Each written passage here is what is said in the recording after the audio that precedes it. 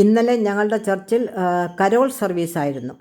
വൈകിട്ട് 6 മുതലാണ്. അപ്പോൾ ഞങ്ങൾക്ക് പോകണം. അതിനു മുമ്പേ പെട്ടെന്ന് എന്തെങ്കിലും ഒരു ഒരു ഒരു സ്നാക്ക് ഉണ്ടാക്കണമെന്ന് ചിന്തിച്ചു.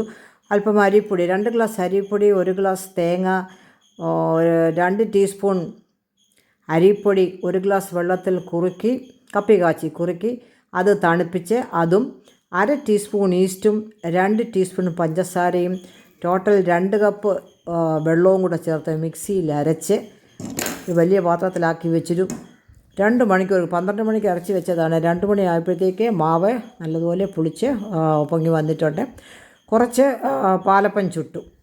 ബാക്കിയുള്ളതിൽ 2 ടേബിൾ സ്പൂൺ ശർക്കര ചേർത്ത്, പഞ്ചസാര ചേർത്തില്ല, ശർക്കര ചേർത്ത് കാഷ്യൂം കിസ്മിസ് തലങ്ങനെയും വിലങ്ങനെയും നല്ലതുപോലെ ചേർത്ത് അല്പം പ്രോട്ടീൻ കൂടുതലിരിക്കട്ടെ എന്ന് വെച്ച് ചേർത്ത് പെട്ടെന്ന് വട്ടയപ്പം ഉണ്ടാക്കി ഒരു കഷ്ണം കഴിച്ചിട്ടാണ് ഞാൻ പോയത്.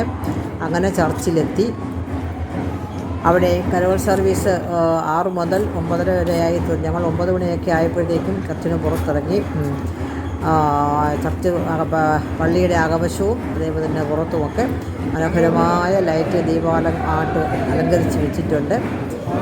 യേശു ഉണ്ണി യേശു പിറന്നു എന്ന് ലോകത്തെ വിളിച്ചറിയിക്കുന്ന സന്തോഷകരമായ ഗാനങ്ങൾ അകത്ത് നടക്കുന്നു.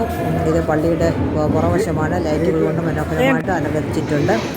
പള്ളിയുടെ അകത്തെ ഫ്രണ്ടിൽ പോയൊന്നും ഫോട്ടോ എടുക്കാനൊന്നും പറ്റത്തില്ലല്ലോ. അതുകൊണ്ട് പുറത്തെ കാഴ്ചകളൊക്കെ ലൈറ്റ് ഫിറ്റിങ്സും ഒക്കെ ഞാൻ എടുത്തു. അകത്തെ കൊയറ് പാടുകയാണ്. കുറേ 9 മണി വരെ ഇരുന്നു. അത് കഴിഞ്ഞപ്പോൾ ഞങ്ങൾ പതുക്കെ പുറത്തിറങ്ങി.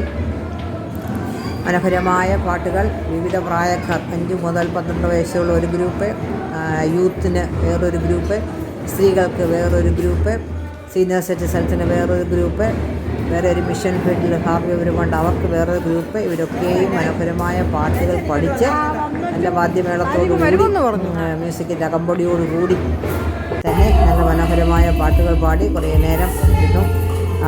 പള്ളിയുടെ അകത്തും പുറത്തും മനോഹരമായി അലങ്കരിച്ചിട്ട് പാട്ടുകൾ നടത്തുന്നത്. നമ്മുടെ ഹൃദയവും എവിടെയാണ് എന്ന് നമ്മുടെ ഹൃദയത്തിലും യേശുക്രിസ്തു ജനിച്ചു, ഇപ്പോഴും വസിക്കുന്നു എന്നുള്ള ഒരു ഉൾക്കാഴ്ചയോടുകൂടി ഓരോ ക്രിസ്മസും അനുഗ്രഹമായി തീരട്ടെ.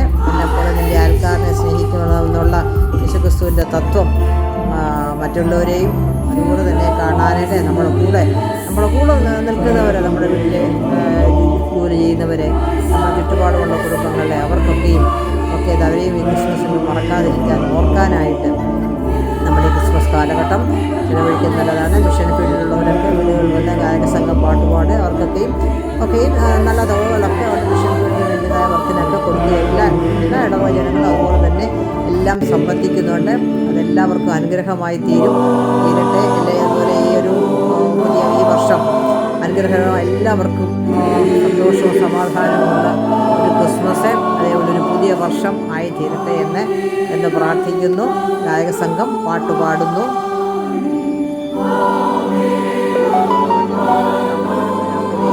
പ്രാർത്ഥനകളോടെ എല്ലാവരും സർവീസ് തീർന്നു. ഇനിയും 25-ാം തീയതി അതിരാവിലെ 5:30 മണിക്ക് സർവീസുണ്ട്. അതിനും സംബന്ധിക്കണം. Happy Christmas and happy new year.